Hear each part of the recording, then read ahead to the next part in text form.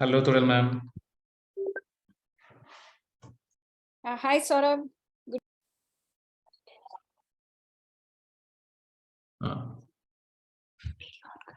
Mhm. So I think only 11, 12 students have joined so far. So let's wait for like 2, 3 minutes more. Then we can start the session so that other people can also join. Yeah.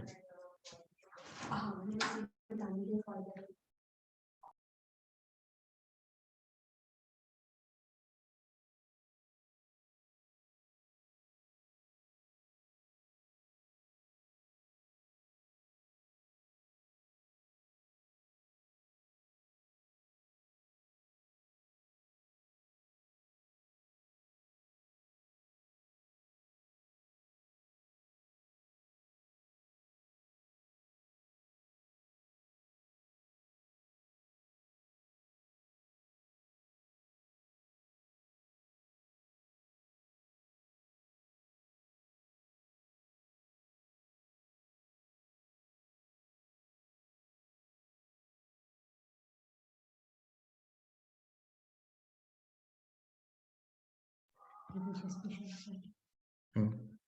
So very good evening to everyone. So we'll begin the session in 2, 3 minutes. We have Turul Shahji joining us for this session, and yeah, we have people joining in.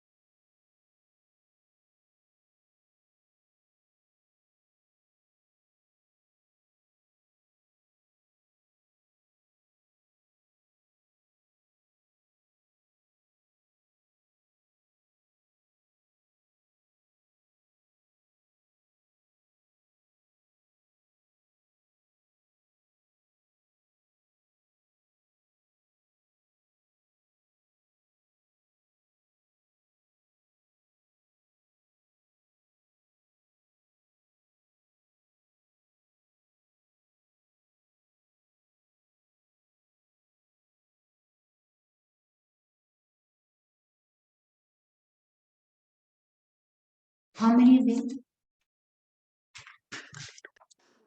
We'll begin the session in 2 minutes.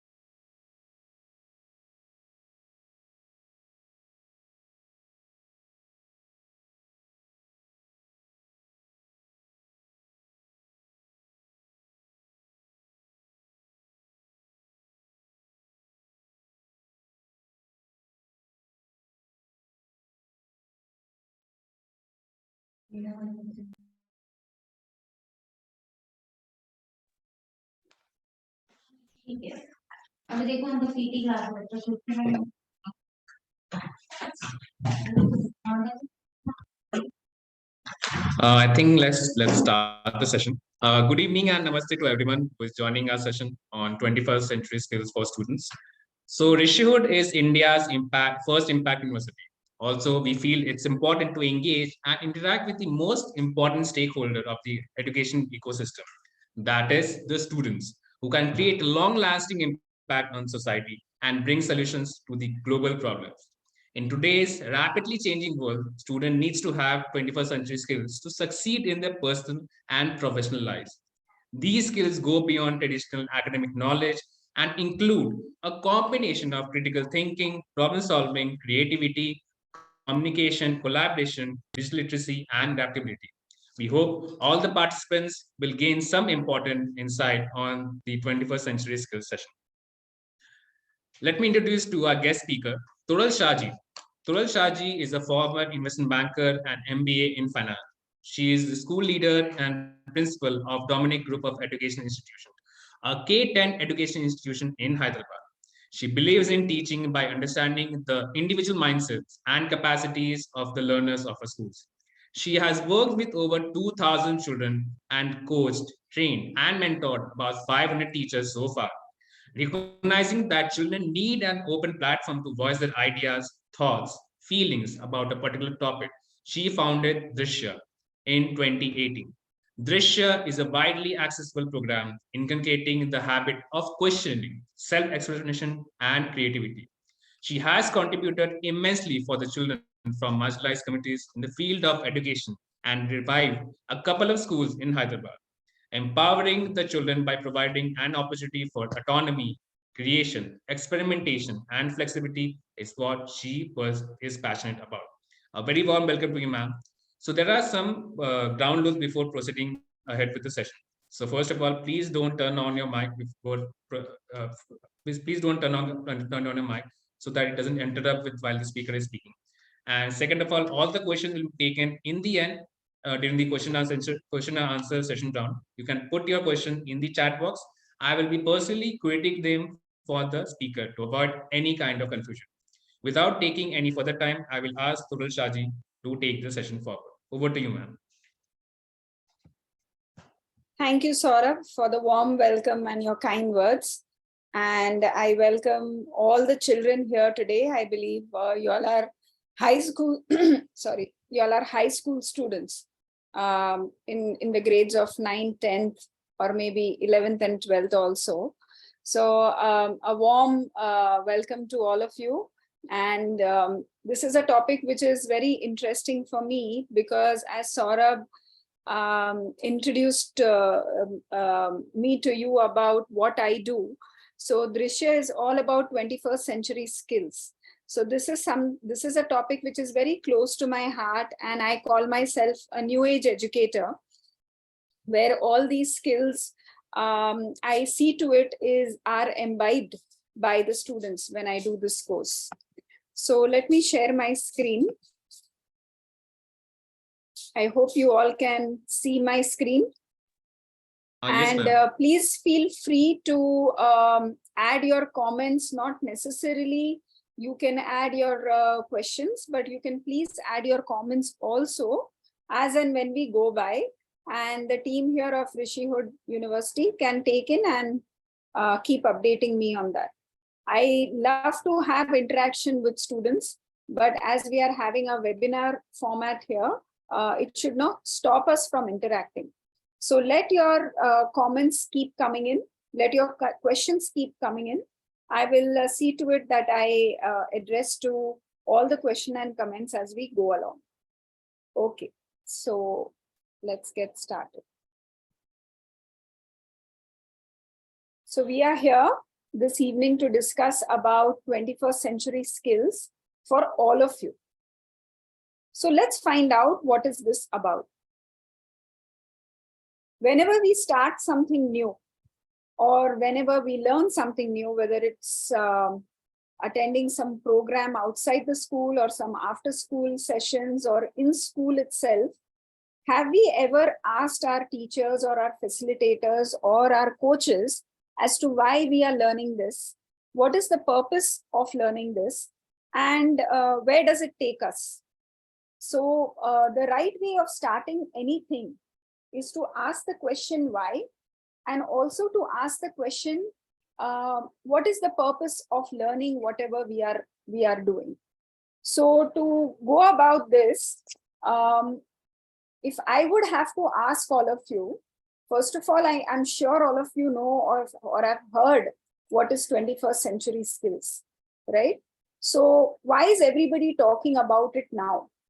At least when I was going to school, it was never spoken about much. It is spoken about much right now.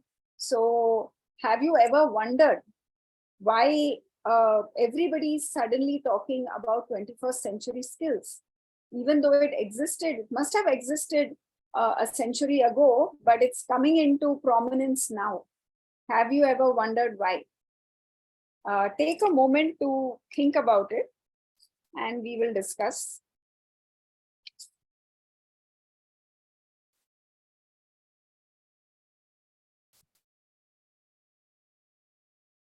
Okay. So as you know, that we have, the world is constantly evolving. We live in a constantly dynamic world, which is completely fast paced. And there is a constant change every now and then. So first was something that was the iPhone came in, right? The iPhone came about and brought about a revolution about bringing in smartphone into our hands. And it is about talking about, the world at your fingertips, right? And then we are hearing and learning so much about artificial intelligence, so much about machine learning, all of this, right? So we are living in a world which is constantly changing, and change is the only constant, right? And the other thing is the education that we have been going through for the last 150 years is that was set up under the British colonial rule needs to change, don't you think? This same way of learning and studying and going for the exams has not changed for the last 150 years, right? So now is the time for the emphasis to be on individualized learning. As you must have heard and seen that what is this 21st century teaching and learning about? It is about providing customized, individualized, or so to say, personalized learning, which we will be talking about in this session. And then technology has brought about huge changes and disrupted the entire world in terms of in all the industries, across all the industries, right? Not leaving education also. So with everything changing so fast, with technology making things so convenient, what is it that we really need to learn now?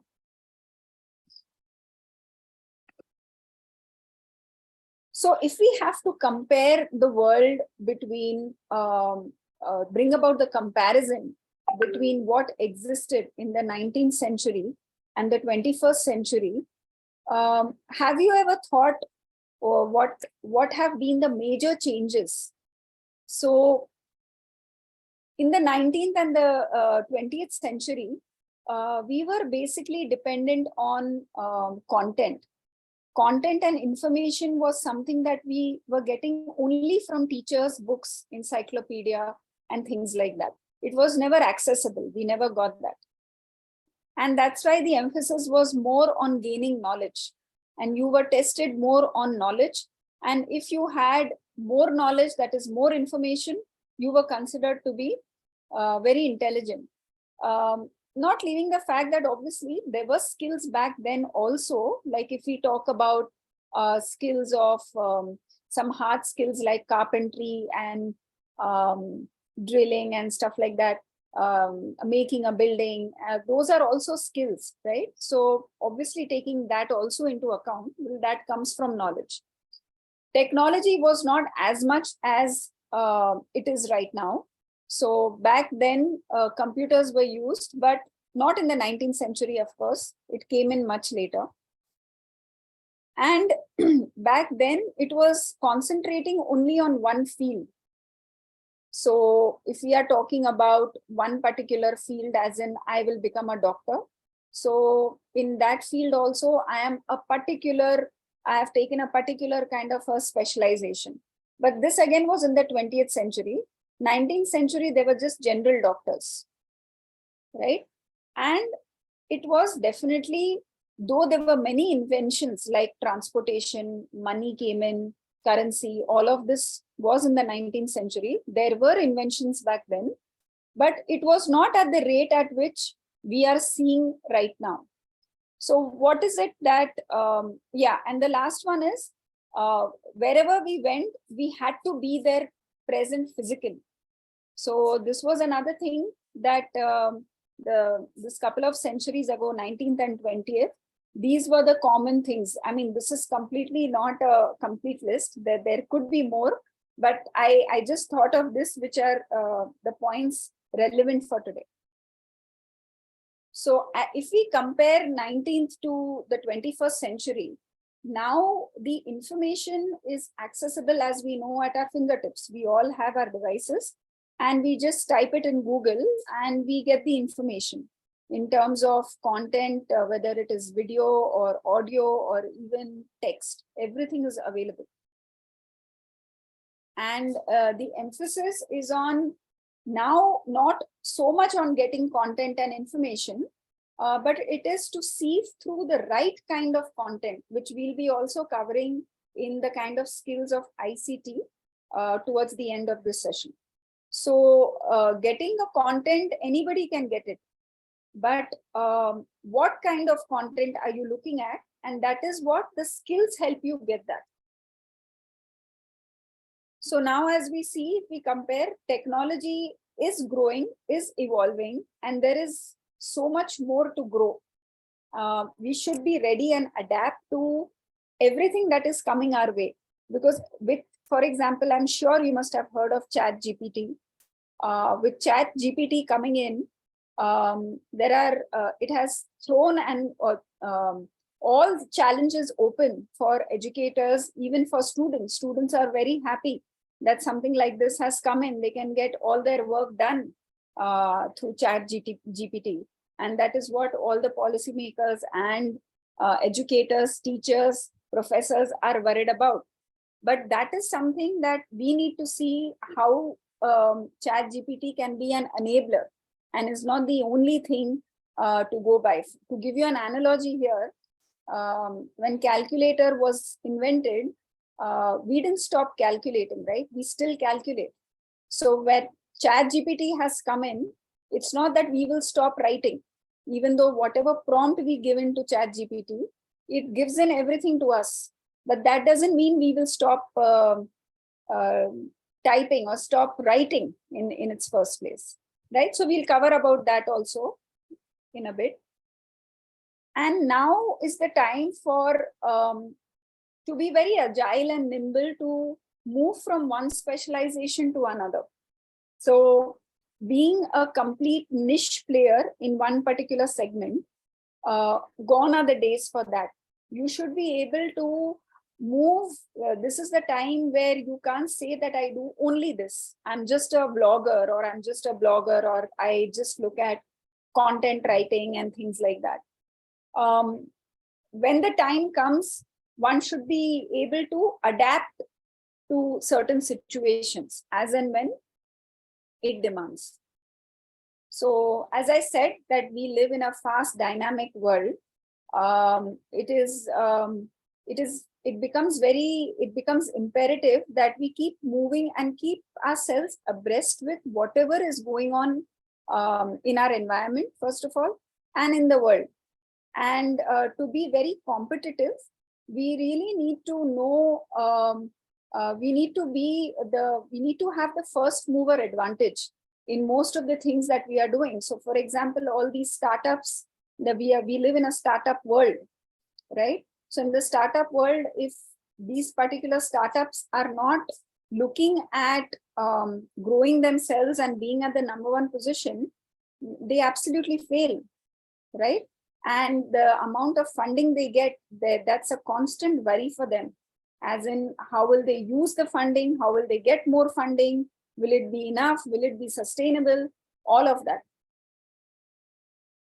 And now we live in this world where we don't need to meet each other as we are doing right now. This is a virtual platform where we can, for our convenience, we can meet and have a meeting of discussion-based, inquiry-based, all kind of learning can happen. And one doesn't need to be physically present as it used to be earlier. So these are, these are some of the comparisons which I thought are relevant for today.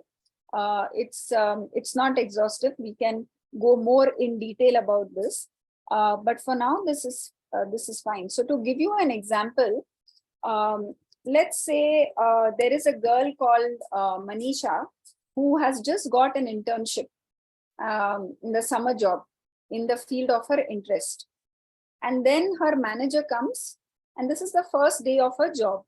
So her manager comes and casually asks her that, why don't you create an infographic for our Pinterest campaign? We want to do a Pinterest campaign. Why don't you do that? Now, Manisha has never done something like this before. She doesn't know what an infographic is also in the first place. And she's heard of Pinterest, the app Pinterest, but she's never used it before. So she starts thinking of how to go about this problem. Now that she calls herself a content writer or a blogger, but she's got this particular thing to which she can't say no. She has to impress her manager. So she knows that for a fact. She thinks about it, and then she says, let me see, my neighbor is a graphic designer. Let me see if I can contact her and if she can give me some inputs on this. And with her suggestion, she immediately goes on YouTube, and she finds out how to do, first of all, what is infographic, how can it be used, all of that.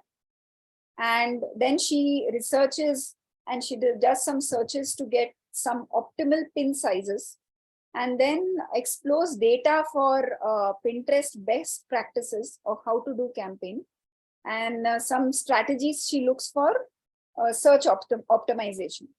She keeps refining her design all through the night. She doesn't get sleep actually, because she's quite worried, because this is her first internship and she wants to do her best. So she keeps refining her design, and then through trial and error, she is kind of happy with her work, and she's like, this should be good enough to present it to my manager.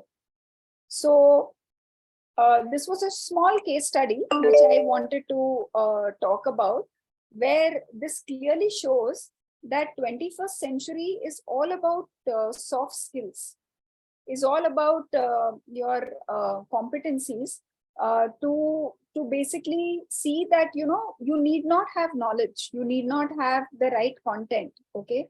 You need not know about the subject, but as long as, first of all, you have the attitude, you have the right, you're motivated enough to do all, to perform, that itself is enough.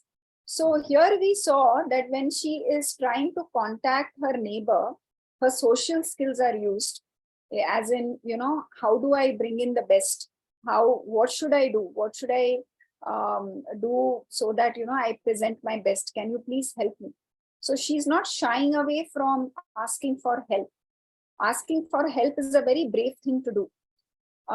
Then she used her communication skills. She used her tech literacy.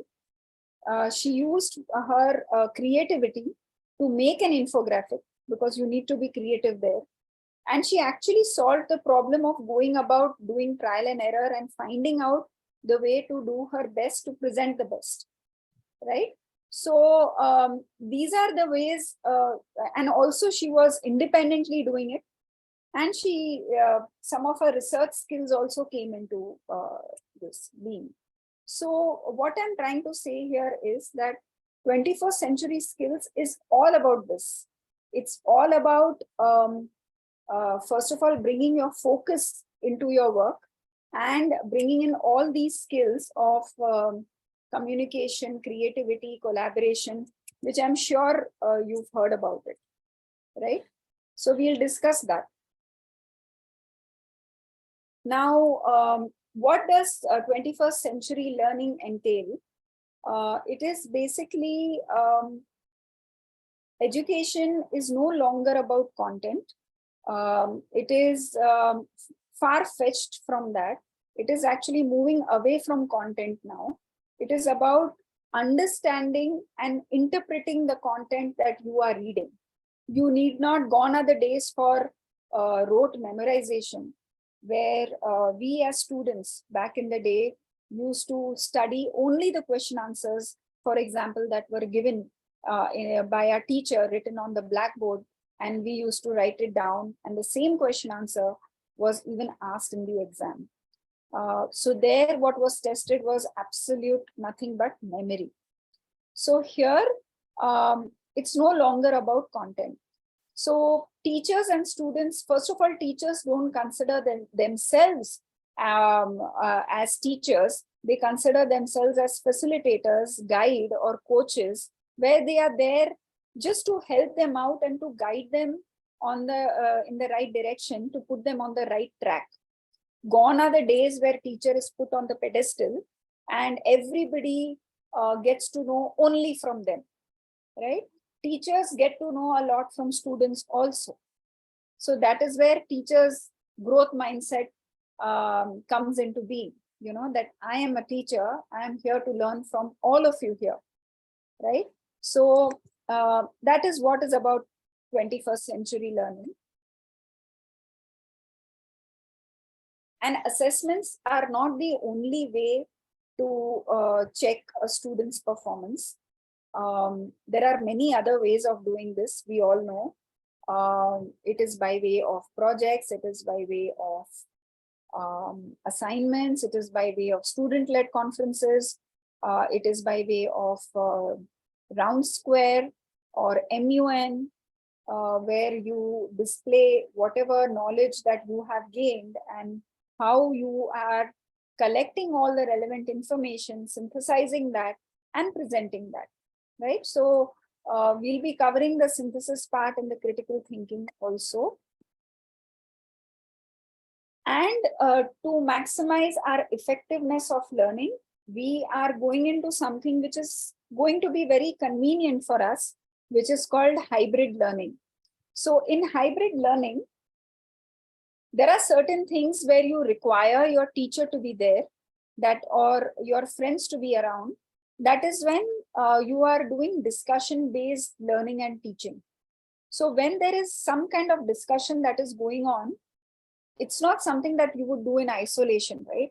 That is where probably you want to collaborate, brainstorm, and work with your friends, your peers, your teacher, your guide, and come up to a specific conclusion, right? But when you want to learn about something, to get information or to learn about a particular topic, you probably can do that in isolation, online at home. So this is what hybrid learning is about. And that is absolutely, again, as per our convenience. So 21st century skill, 21st century learning is not just about going to school and just getting the knowledge from there. Knowledge can be got from n number of places.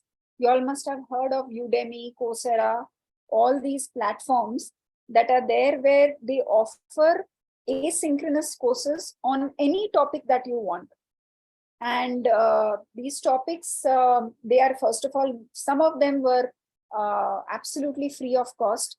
In fact, so many things, so many good content. If you go on LinkedIn, so much of content is available free, right? If you go to khanacademy.com, if you go to byju's.com, all this learning that you are getting from these platforms are absolutely free, right? So that's why the pedagogies right now are focused on skill development and the learning that you are doing is basically to improve your competency in that field. So, as you must have heard of NEP 2020, that as well as some of these international schools and Cambridge-based curriculum schools, they offer choice and autonomy to students in terms of the subjects that they want to take. And again, gone are the days where you want to take only maths, physics, chemistry, or physics, biology, chemistry, things like that. Gone are the days for that. You can mix and match and take in any subject of your choice. Because if you take in economics, and if you take literature, or if you take history, that does help you in some way, right? So you might say that, you know, for economics, I have to take math and accountancy. Well, not necessary. Economics could be, economics is actually a subject that can be used everywhere, right? Because it's to do with your day-to-day learning about the market dynamics, learning about the economy, things like that. But at the same time, if you want to write something about economy, you need to know how to write well. If you want to become an economist, you need to know how to write well. And that's where probably the writing skills comes in from, if you take English as a language, as a subject, right? So the choice is left up to the student and for the parent to decide together what they want to take. And this is something that I think all of you need to know, or if you already know, then that would be great. So for all of this 21st century learning, what is provided is digital assistance. So we all know that artificial intelligence is catching up in a big way. And this ITS is the intelligent tutoring system. So in that, what it does is, this intelligent tutoring system is a step-by-step tutorial, which is providing to students where individualized learning is taken care of. So in this, it is very, very individualized, so that if the student is doing something at his own pace, which is fast, for example, then it will adapt to it and ask tougher questions, right? So it automatically adjusts to the level of difficulty. Like, you know, for example, like GRE and GMAT works like that. It's adaptive. And DBTS, the second one, is dialogue-based tutoring system. So DBTS is more or less like a online teacher, but the teacher is not there. Instead, it is a virtual teacher who's talking to you. So you can throw questions at the teacher, which is an online virtual teacher, or so to say a chatbot kind of a thing, and she replies to all your questions. Then we have language learning. So you must have heard of Duolingo, Babbel. These are some of the ones that actually help you learn the language. And then there is writing evaluation also. And in writing evaluation, we have, of course, ChatGPT as one of the things. And also there are many softwares that have come up which will really help you how to write better, right? So these are some of the things. And there is one more interesting AI that has come in, where the student teaches the robot. So this is called teaching agents, and here the software is called Betty. I think I've not seen it or used it, but I've read about it. So here when the child teaches the virtual agent here, then he learns more. Anyways, whenever you teach whoever it is, you learn more. So here the Betty acts like a student and you are the teacher here. So these are some of the things that are used and they provide as a digital assistance to your learning.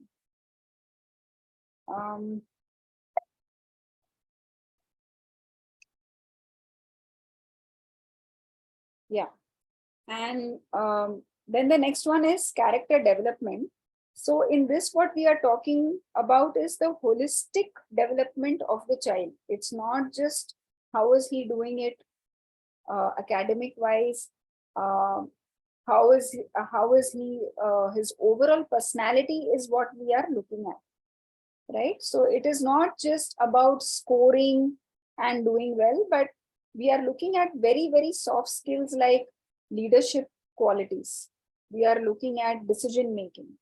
We are looking at communication. We are looking at grit and persistence, hard work, right? We are looking at all these things here, which comes and makes you into a strong character. We are also talking about humility. So all this, how to be humble, how to be grounded, how to be at the forefront, become a leader, all of this is what 21st century learning is about. And multidisciplinary approach as well, obviously. In multidisciplinary approach, what we are looking at is that we are not just looking at one particular subject standalone. We are looking to integrate multiple subjects at a time. Why can't you learn art by way of math and vice versa? Why can't you learn math by way of art? So these are some of the things where we integrate different subjects and learn it in a creative manner. So this is about 21st century learning. Now let's see what are the skills over here, right? So one is, the first one that we will touch upon is the life and career skills. Then are the 4 C's that are most talked about: critical thinking, communication, collaboration, and creativity. Then is the information, that is the ICT skills. And what are the foundational literacy skills that are required. So if I have to ask you that what are the skills that are really required right now to flourish? If I have to ask you, what are the things that are really required if you have started working, or if you have if you are into a new role of something, whether be it in school, college, or even internship, what is it that is really required for you to flourish there, for you to do really well, to be successful, to be prosperous? What is it that you really require? Is it really smartness? We all know that everybody needs to be smart, everybody needs to be very competitive, be very abreast with the information, current affairs, all of that, know how to tackle things, be very tactful as well, right? And obviously hard work. And hard work comes with persistence, right? So are we talking only about building our career and our life with our smartness and hard work? Well, that is not the only thing that is required. So now in 21st century skills, what we require are all of these, right? Being flexible and adaptable, as I mentioned earlier as well. One has to be like in a changing scenario, you are taking over things, right? You are adapting to that very fast. You are unlearning very fast, right? So if I have to give an example, in my school, the teachers had to do a lot of unlearning in terms of, this rote memorization, writing answers on the board and things like that. So again, gone are the days for that. You have to adapt to the new world. How? You, by reading, by knowing what is NEP 2020 about, probably it can help you also. And also to not underestimate anybody, right? If you you feel that I know everything, that means that you are having a fixed mindset. not wanting to learn. So that is where you are kind of showing that, I'm here to learn and I'm a lifelong learner. So in order to be adaptable, one has to have that skill of unlearning whatever you knew before. Coming out of that, leaving your preconceived notions, your inhibitions, your prejudices behind, and again starting afresh. That is what I mean by flexibility and adaptability. Then having the innate, that power or that drive in you to initiate things.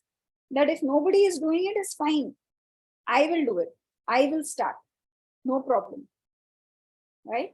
And autonomy is something where you are directing yourself to do certain things, where you are saying that it doesn't matter, this is my passion and this is what I would want to do. I don't care where the world is going, where the market is going, but you should be aware of where it is going also, but taking into account what your passion is, and then deciding that how will it help you in future, right? And social and cross-cultural skills.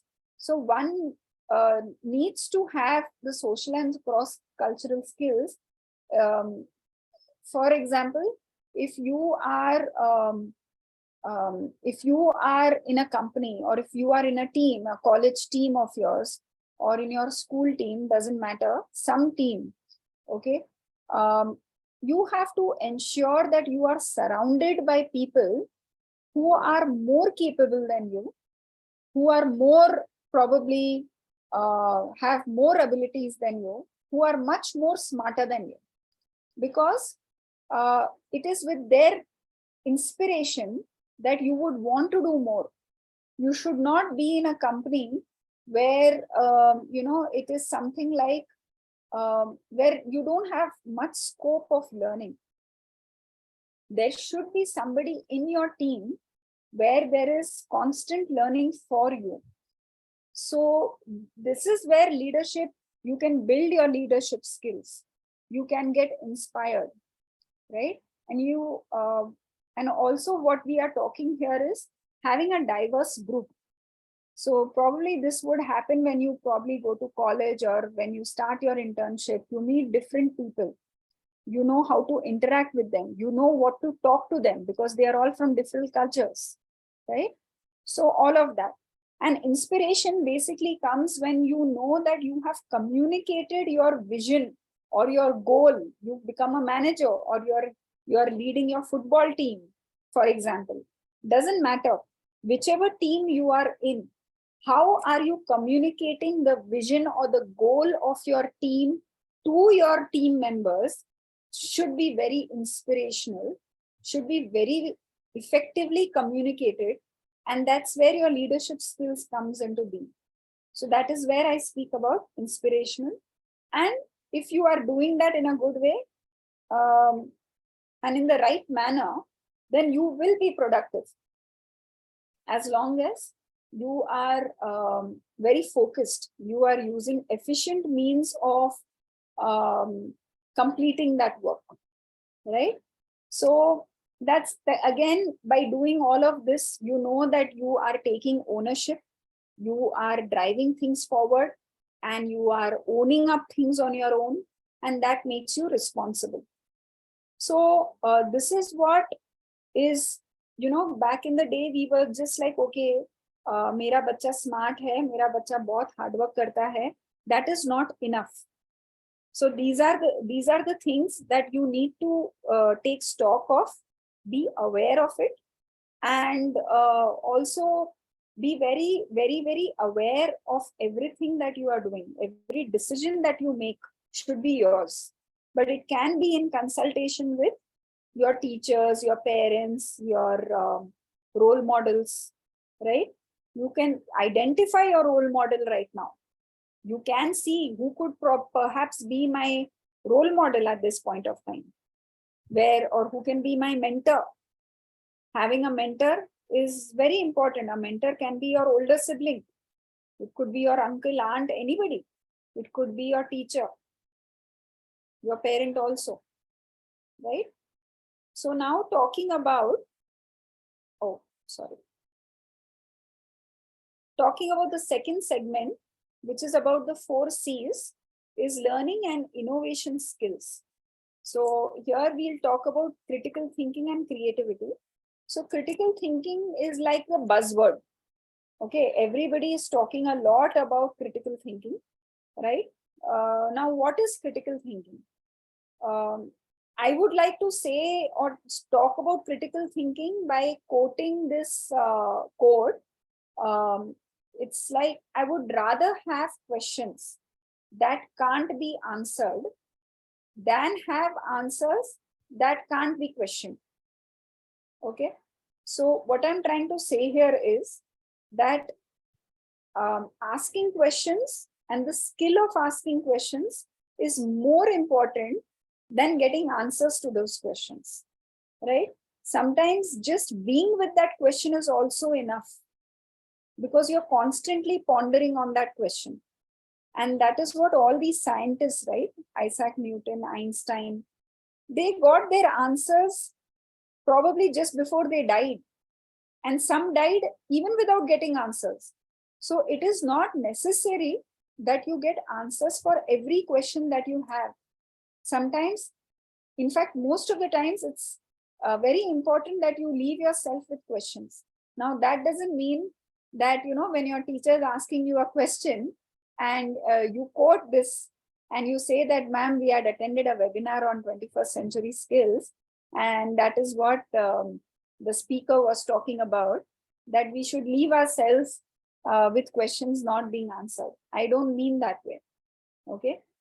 When it is a very deeply provocative question, you can come back to that. You can revisit that question. Okay. You can keep discussing that. It's not that the question has been answered and let's close that chapter completely. No. You can keep visiting it. Okay. So now what is this? What are the stages of critical thinking I've mentioned here? It is first of all, interpretation. So for example, you have got some content, some text, and you are interpreting that. Have you really understood that content well? Second is analysis, getting the meaning of it. What is it trying to tell you? What is the meaning you are getting out of it? And understanding and providing sound reasoning for it. Like, what is your reasoning or what is your say on it? How do you analyze it? What is your view on it? That is your analysis bit. Evaluation is that you are using certain criteria and benchmarks to make reasonable or reasoned judgments about quality of ideas and arguments, evidences, etc. Explanation is you are very clearly and comprehensively stating and describing all the relevant information, arguments and conclusions. So whatever you have understood, you are able to explain that well. And then is perspective taking. So in perspective taking, you are open to taking views and perspectives, whether they are, you are able to articulate and recognize the strengths and limitations of multiple perspectives and views on that particular issue or the content that you are discussing from everyone. Because if you are doing that, then you know that particular issue from all angles, right? So leaders specially do this perspective taking. Leaders are the ones who are the most effective listeners. So this perspective taking can be instilled in you only if you're a good listener. And being a good listener is again a 21st century skill. And the last one is synthesis, where you are identifying, compiling, cross-connecting, integrating all these ideas from everywhere, and you are making like a cohesive content of your own. It is your own content, having your own views in it, where you have done your own analysis, taken all perspectives, right? You have done a lot of interconnected stuff using different materials, different resources. You have applied your own personal experience as well. And you have synthesized this information to make a cohesive document out of it. So this is what critical thinking is about, right? And this can be done in any subject. It can be done in science, math, English, social studies, all of this, right? So, and that is why, many skills are inculcated or put into effect in critical thinking, as mentioned here in this image here, which is inquiry, decision making, logical reasoning, all of this, right? So that is why critical thinking is most spoken about, and it is highly valued. Now, this also helps in problem solving, because when you must have heard of design thinking.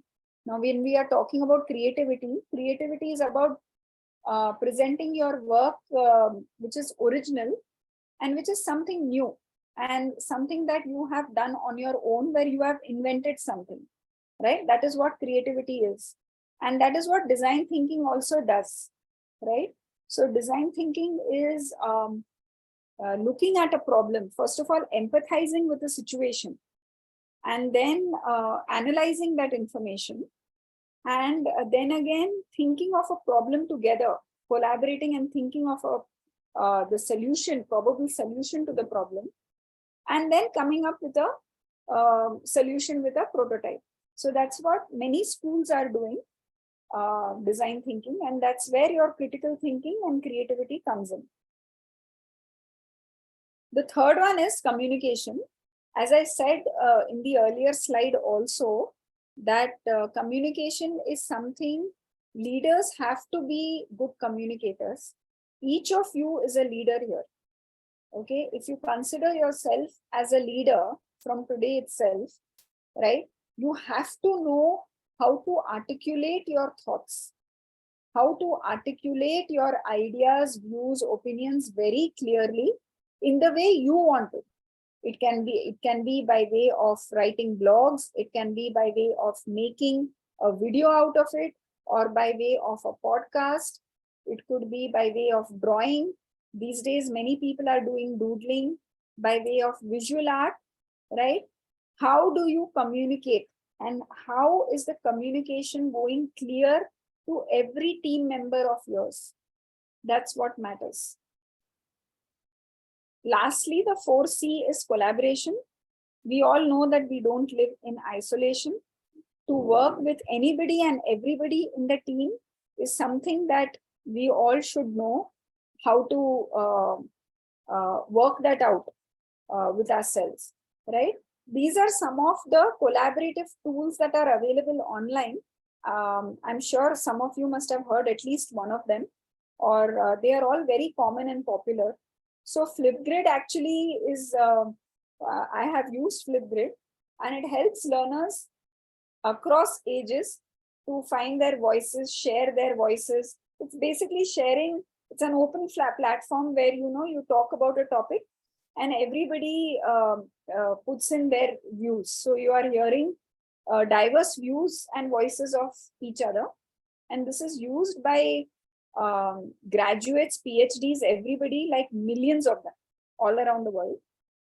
Second is Slack. This is also extremely popular, and it is a well-crafted platform which offers instant messaging, file transfers, and it's a very powerful message search.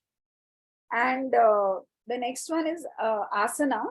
And this is one of the most, I haven't used this, but it's quite popular again. So one of the most well-known project management tools this is. So what it does is it assigns tasks to members, and then it keeps adding followers to the projects to monitor deadlines. So when you are working on a particular project, everybody is aligned and they know that who is doing what, okay, and who is at which stage of their work. So especially when you have deadlines and when you don't want to call each other or WhatsApp each other, this works perfectly well. It is very useful for, to do to-do lists and things like that, strategic planning, calendar planning, and all of that. So these are some of the most collaborative use tools. There are many. I've just put in these, but there are n number of these. Now coming to foundational literacies. So as we know that these are certain core skills, okay, that need to be developed. I mean, you need to know how to read and write. That is what literacy is about. Okay, numeracy is about math, and scientific literacy is about your interest in the subject of science. ICT is information, communication, and technology. And obviously, these days, many schools are talking about entrepreneurship skills, financial literacy skills, that you should know how to manage your own money, how to be very wise to when you are given some money, how do you use it, right? And cultural and civics literacy. How do you basically, where do you belong? What is your identity, right? That is also very much essential, because we should not forget where we come from, what is our identity, what is our culture, because all that affects all that we do. It affects our beliefs, value system, our behaviors, all of that. So these are certain things that most of it comes by taking up courses online or by reading a lot of books, keeping yourself updated with the latest magazines, and obviously internet search. So you can refine all these literacies by all these mediums. Now coming to this bit where we know that everything is available online, everything is on the internet. Okay, what is your skill required when there is an ocean of knowledge, ocean of information that is there on the internet? So the skill required here for all of you is to know how to put in the right search. What is the right prompt to be given on Google or even ChatGPT, so that it gives me the correct information, so that it really gives me what I want. That itself is a skill, right? If you type something in Google, but that is not something that you want, then probably that goes to say that you really don't know how to put in the right instruction into ChatGPT or Google. Okay, so that is one skill. So again, that is something that you need to develop. Second is, there is so much of information there that you need to figure out what is real and what is fake, right? There is this new AI which is called deep fake. I don't know how many of you have heard or read about it, but deep fake makes fictitious identities online. So it is like a person, the person looks real. You might say that this is a person who might be existing, right? But he is not actually anyone. That person actually does not exist, right? So similarly, talking about information, there are information on social media, there are information even in newspapers, even on the internet that is fake. Okay, your skills comes in to know whether this is a fake information or a real one.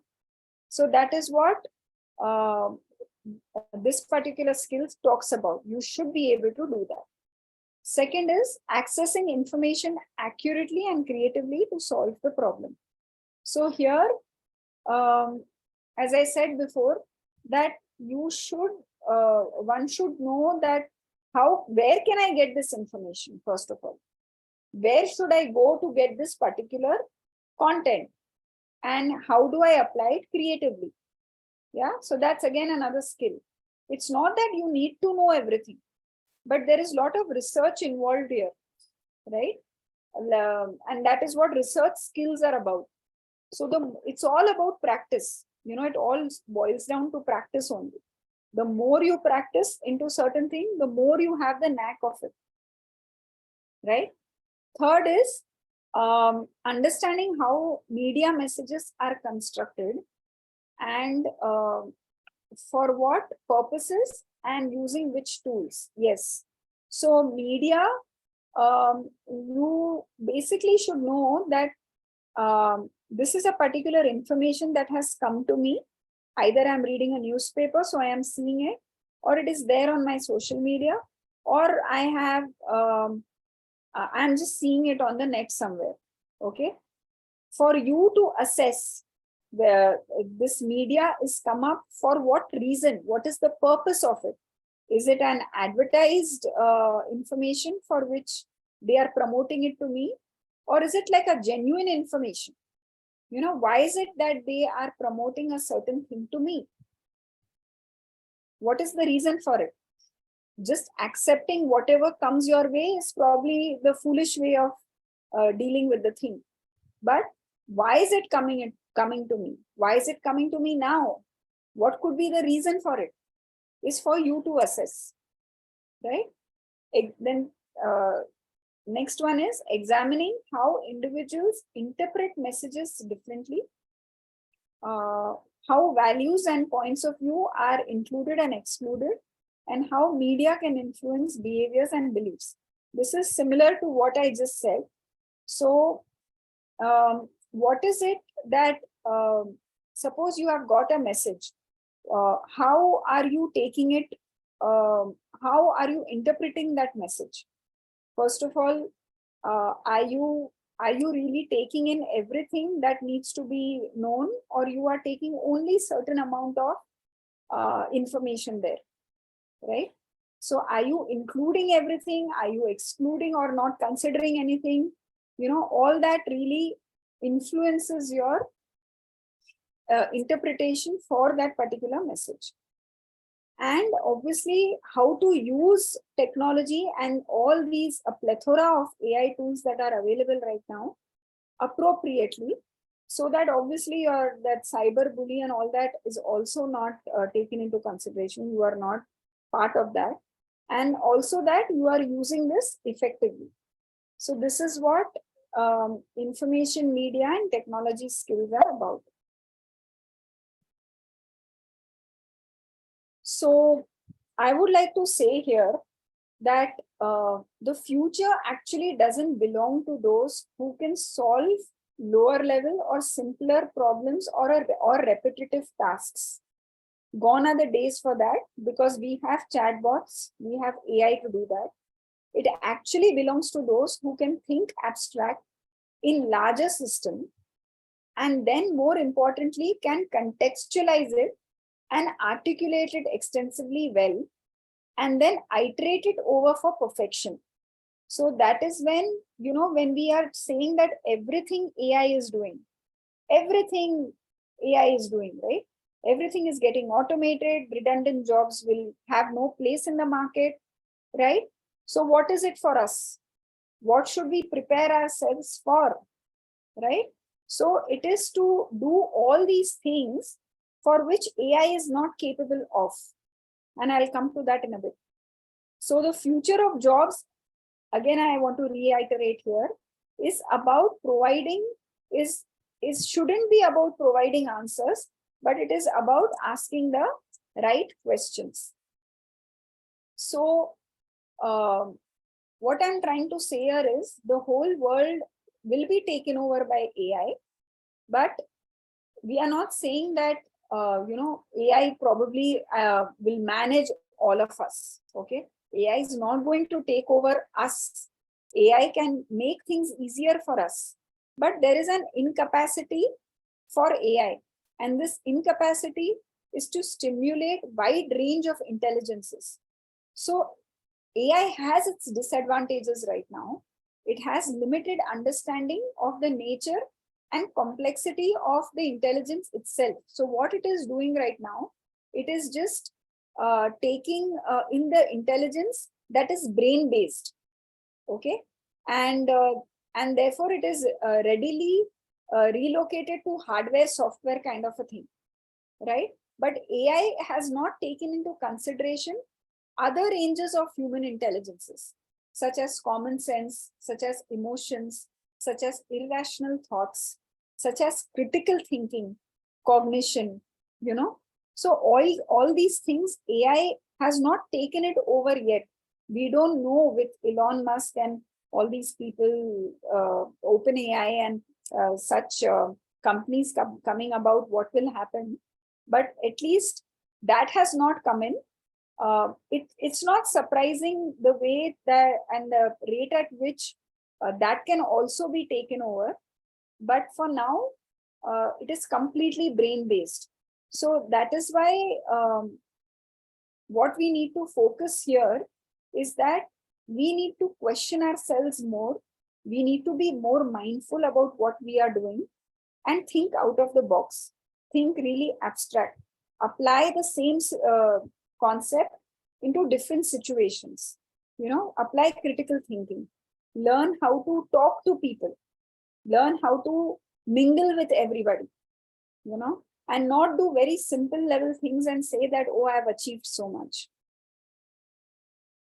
So how does a student do really well? What is the competency for a student to do well in the 21st century? And I will end it with this slide here. So it is basically ability into motivation. So we have several abilities, right? Some are born with it and some cultivate it. So what are the abilities? So some could be saying acting ability or writing ability or speaking ability. Even if you don't have it, you can cultivate that by practicing, right? And what is motivation? Motivation is the whole and soul, which really depends on your attitude, right? What is motivation? Motivation comes from your attitude. So that is why your attitude needs to be very, very that of something which is positive. A positive attitude is something that you need to develop. And that comes also from something called as growth mindset. You all know what is growth mindset. If you don't know, you'll need to read this book by this author called Carol Dweck. She's a psychologist and she has written this book on growth mindset. Growth mindset is basically a person who's a learner, who's open to new ideas and who does not have prejudices or biases. This is very short. I have told you about growth mindset.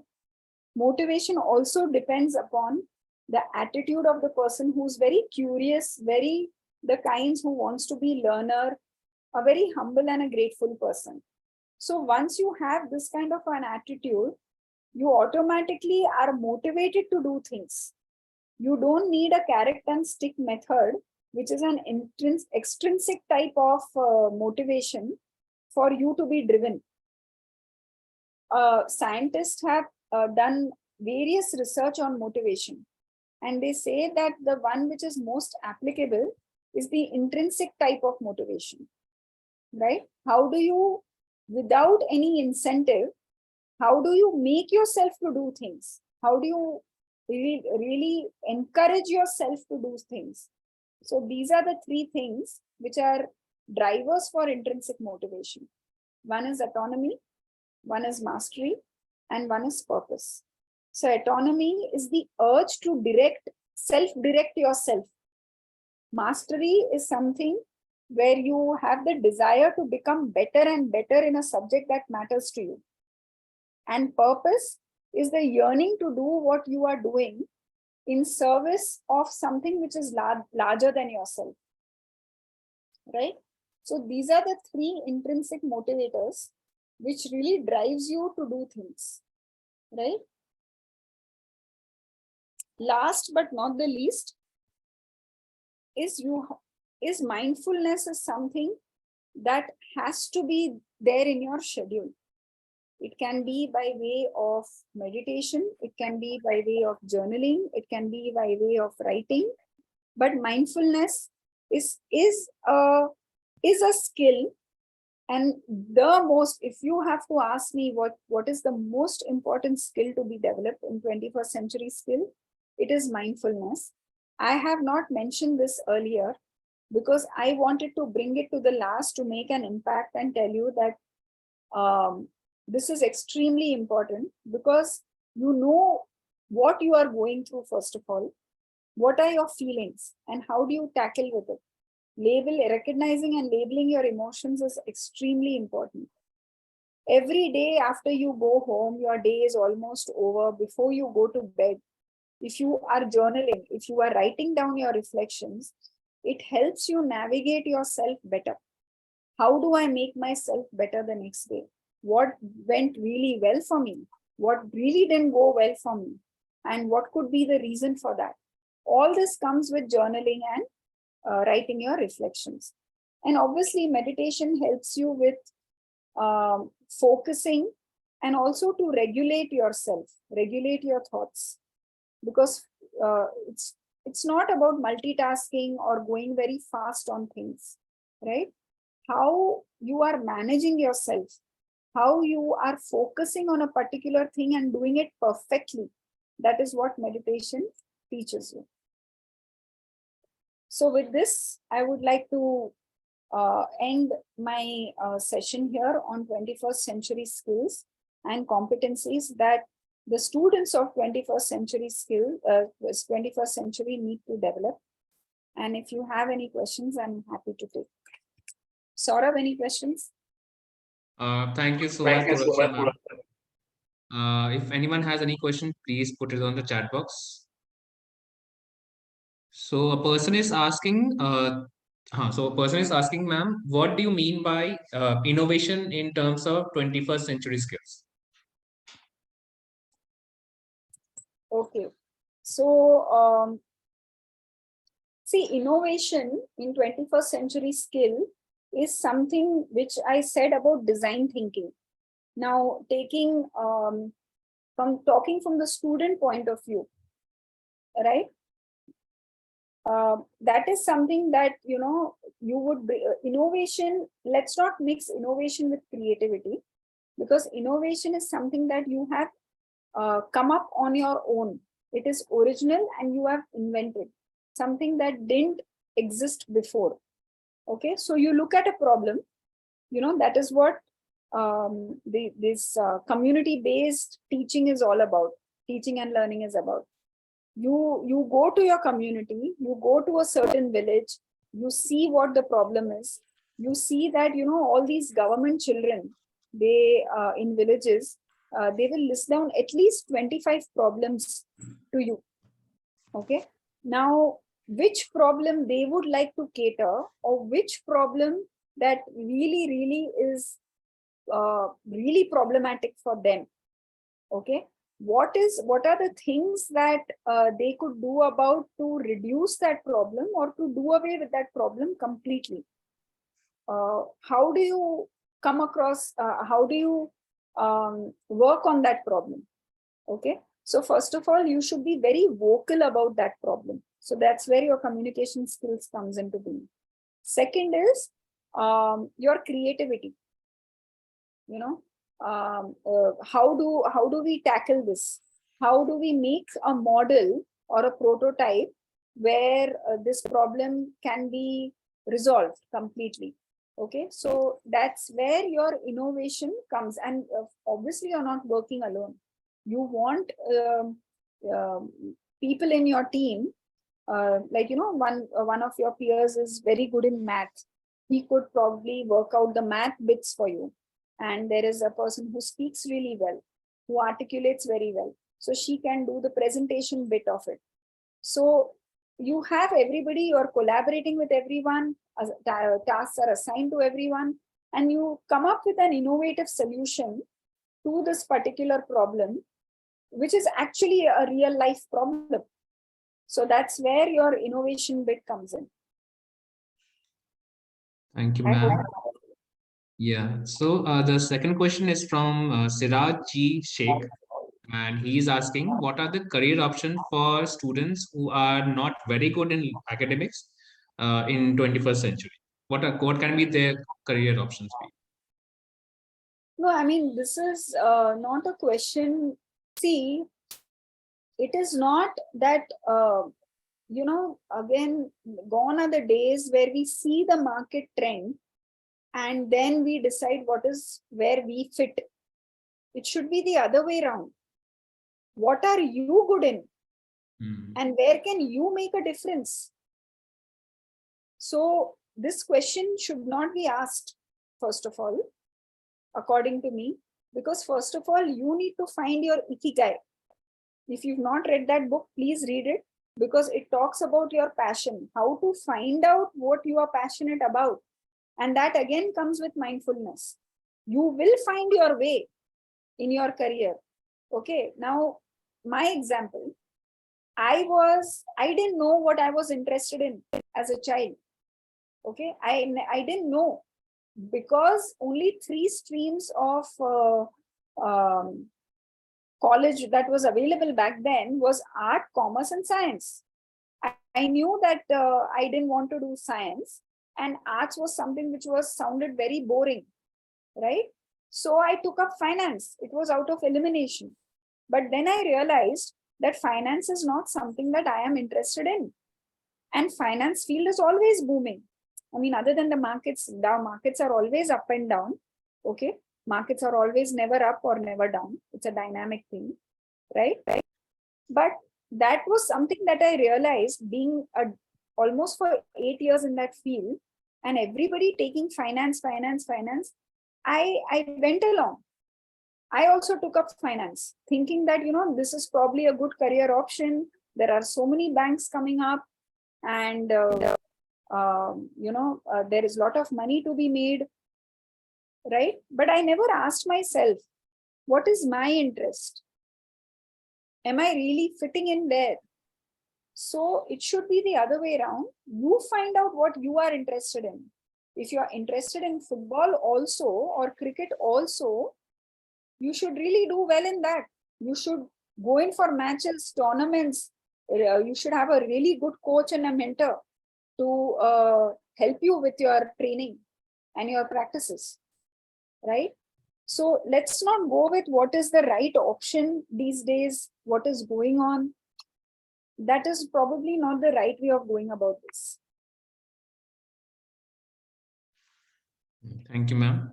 Siddharth Sunilji is asking, ma'am, don't you think that vocabulary and communication skills should also be enhanced and should be given an equal importance in terms of the 21st century skills?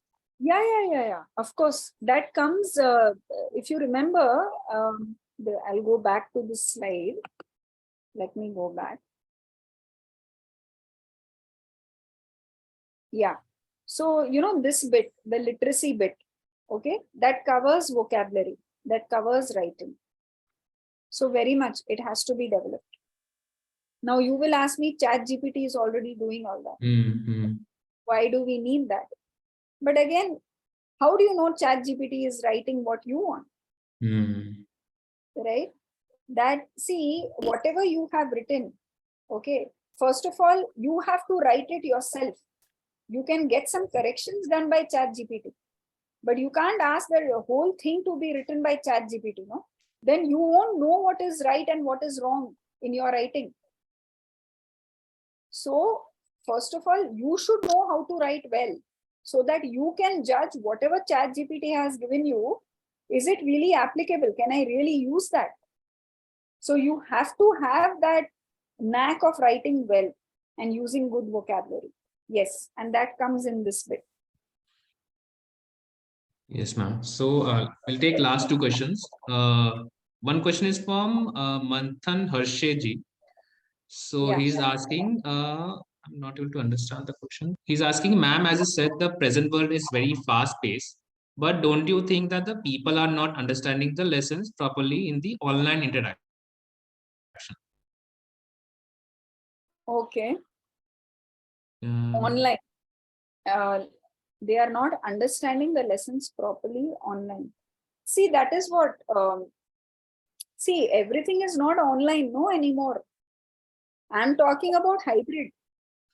COVID time, for 1.5 years, everything was online. People were facing problem at that time, right? And yeah, there was a learning loss. There was a huge learning gap. all the children came to school and they had forgotten their basics, right? But now everything is not online. It is working more or less on offline basis for all students as far as schools are concerned.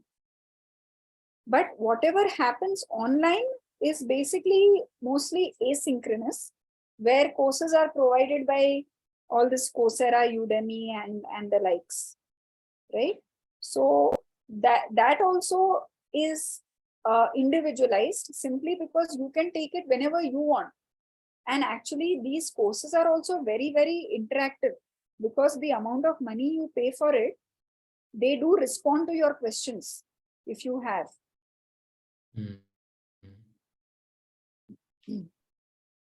Yes, ma'am. And final question is from Manasi Malpani. She's asking, as you mentioned, many a time blog writing is done by AI or any AI tools. And as we all will be moving to future, it will take the blogs. So it will be writing the blog himself. The AI will be writing the blogs himself. So where will the human power lie for? That is exactly, no, I already answered that before. So for C, it is something like this. For example, your calculator is not working. Okay.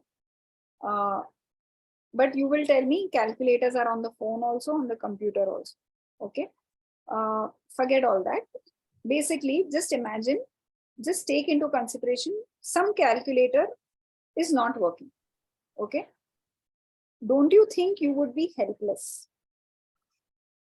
You would become helpless, right? I don't know how to add, right? I was always dependent on my calculator.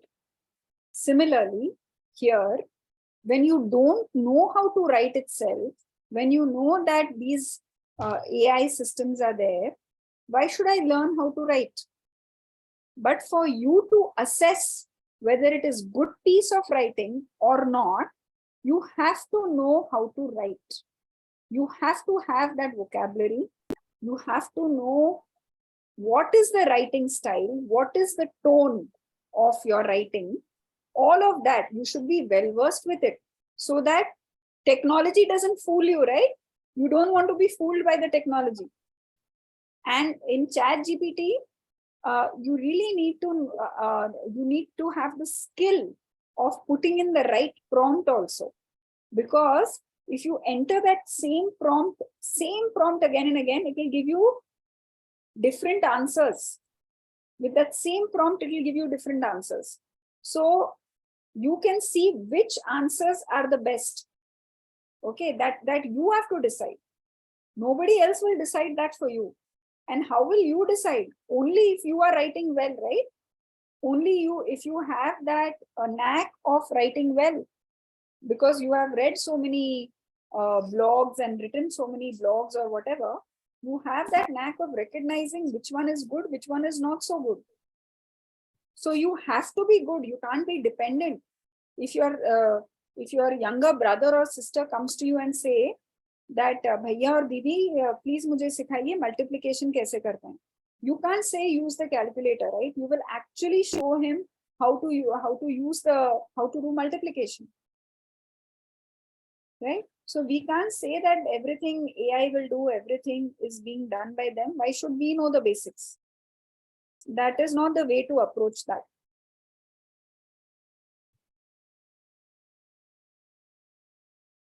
Yes, ma'am.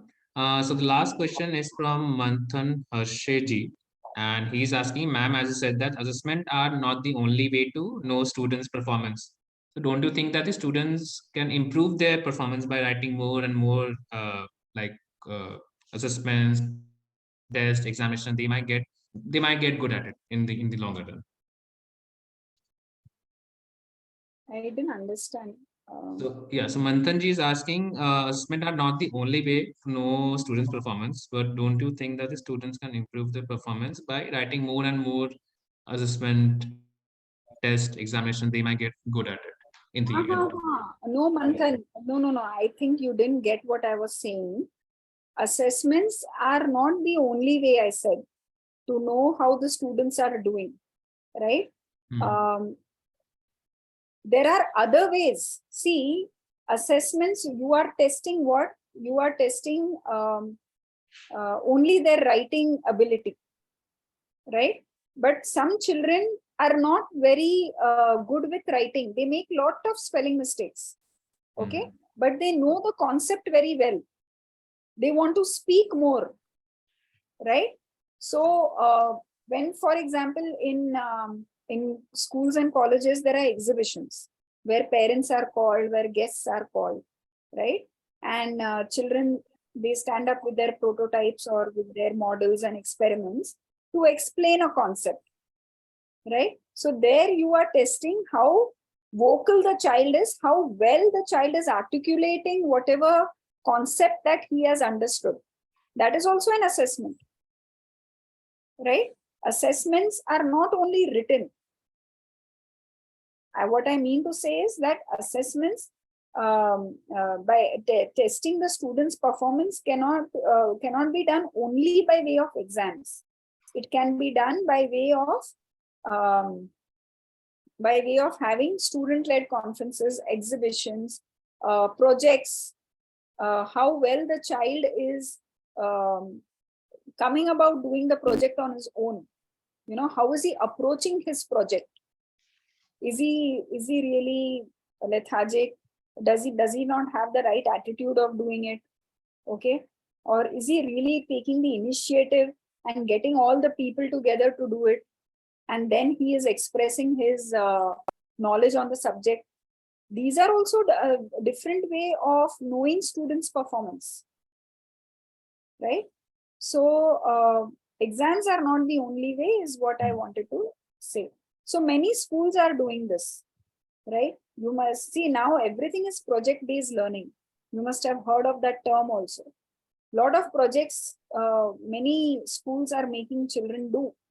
So they mark them on the projects also. Sometimes they go on field trips. How is the child behaving on the took initiative and was responsible for? Did he do it properly? That also shows student performance. So overall, this whole 21st century skills is not only about academics. Academics is only 40 to 50%. The whole 21st century skills is about your character development. Okay, how you are as a person, right? So that is what it is about. Thank you so much, Turul Shaji, for the insightful session. I hope all the participants would now understand that 21st century skills are the need of the hour, and we all should be well equipped with it. So thank you, ma'am. And I would like to show a small presentation to all of you. It's a small presentation.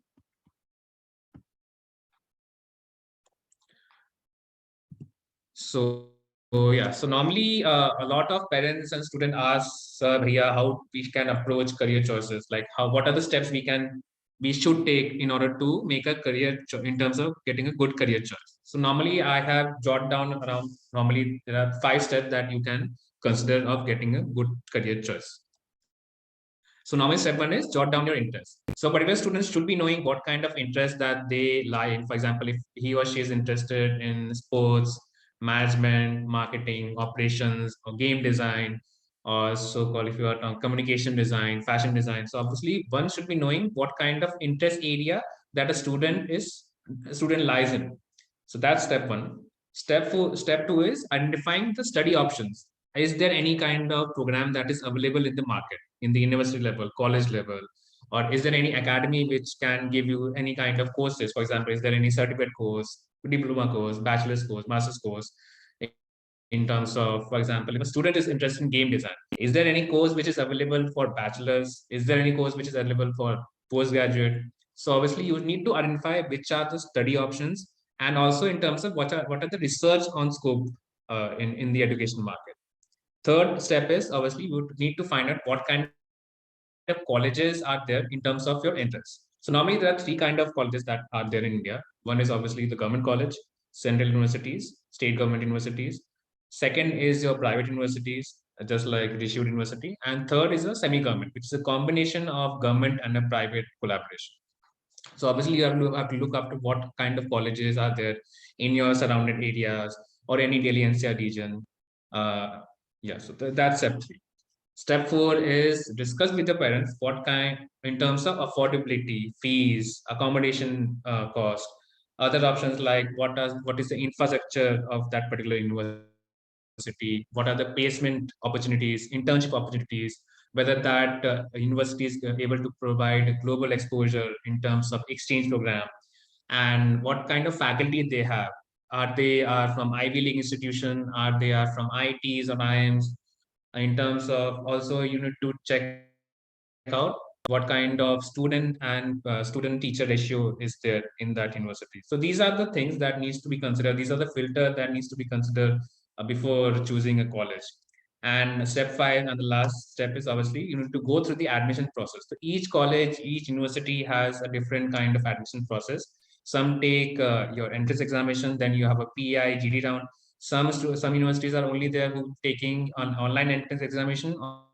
On the basis of your result that comes in the online entrance examination, you get you get your courses in the universities. So yes, these are the 5 steps that one can approach for a good career choice. So in Rishi University, we have normally 5 departments, which we call the areas of impact. So we believe that through these 5 departments, we will be able to create learners and leaders who can create impact in the society and can solve global problems and can solve global problems and also and have an impact in the society. So we have a Department of Entrepreneurship, we have School of Creativity, we have School of Education, we have School of Healthcare, and we have School of Public Leadership as well.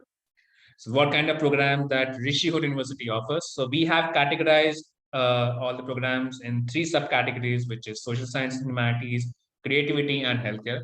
So in social sciences and humanities, you have psychology honors, economic honors, and BBA. That's the under UG courses, BCom honors as well. And in creativity, you have BDES. So in the sub parts, you have obviously you can specialize in product design, fashion and textile, communication design, and interior architecture. And healthcare, you have BSc honors in public healthcare and hospital administration. So obviously, you must have seen during the COVID that struck during 2020s. So obviously, a lot of impact was created. A lot of issues were there in terms of health administration and hospital administration. So these kind of programs are big demand in the market.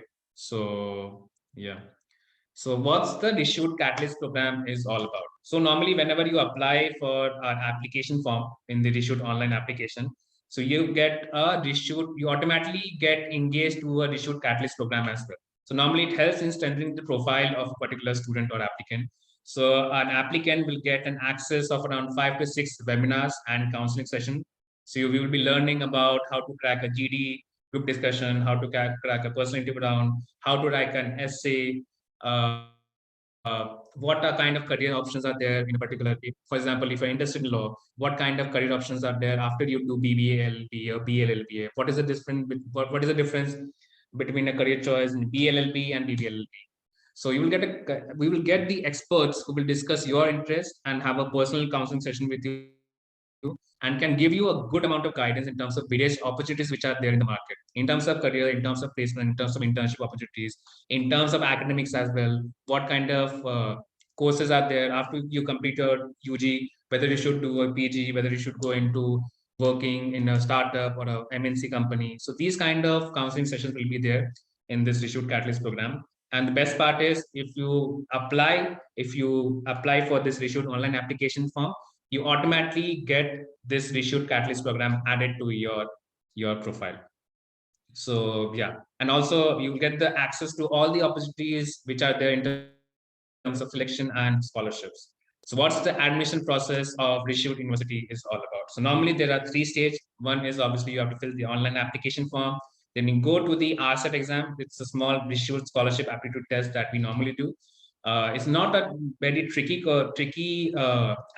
scholarship test that we do. It's normally test your aptitude, analytical skill, comprehension. So it will be it will be in the level of class 10 aptitude test. And then you have a personal interview round. So these are the 3 stages that we follow for the admission process. So what are the selection criteria? So normally in Rishit University, we not only look into the academic record or the ARSAT, we check the holistic profiling of a particular student. So if he or she is good in academics, if he or she is good in extracurricular achievement, the kind of content that is written in the statement of purpose, the result that he's got in RSET exam, and also the kind of question and amount of the ability of a student in terms of answering the questions in the person interview, all the things will be considered in terms of getting a student selected for any course in Rishit University.